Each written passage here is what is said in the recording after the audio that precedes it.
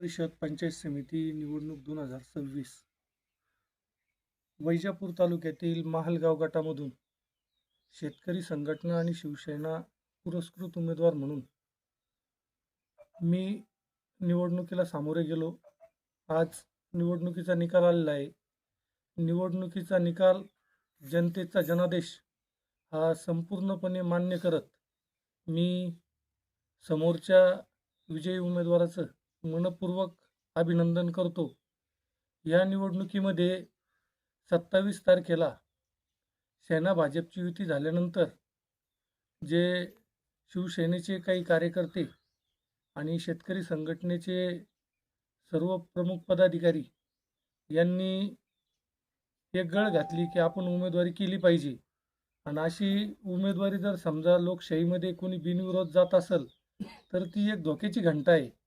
तर शेतकरी संघटना संघर्ष करण्यासाठी वैजापूर तालुक्यामध्ये शेतकऱ्याच्या हितासाठी संघर्ष करणारी संघटना, परंतु कुठंतरी राजकारणाची खालची पातळीवर जात असताना राजकारणामध्ये गुणात्मक परिवर्तन घडण्यासाठी माननीय अजितदादा काळे यांचा निर्णय होता की आपण निवडणुकीच्या राजकारणात गेलो पाहिजे.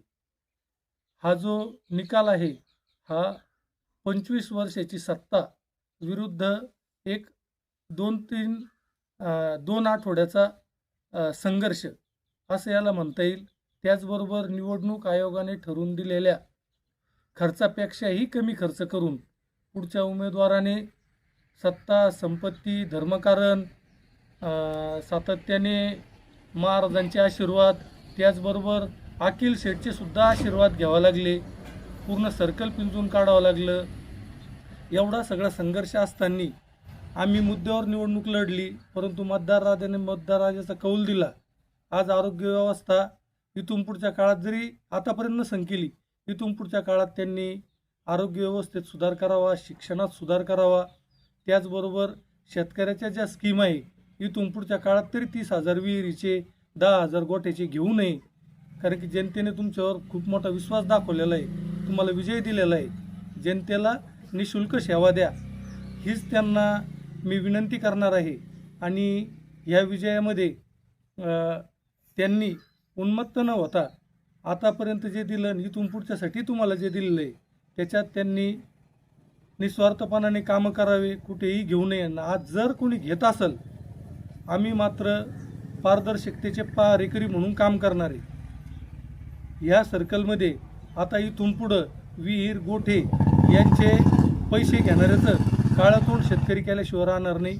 आणि जे शेतकरी संघटनेचं काम होतं, शेतकऱ्यासाठी संघर्ष, आंदोलन त्याच गतीने चालू राहील, याच्यात कुणीही शंका घेण्याचं कारण नाही. आम्ही हरलो परंतु थांबणार नाही.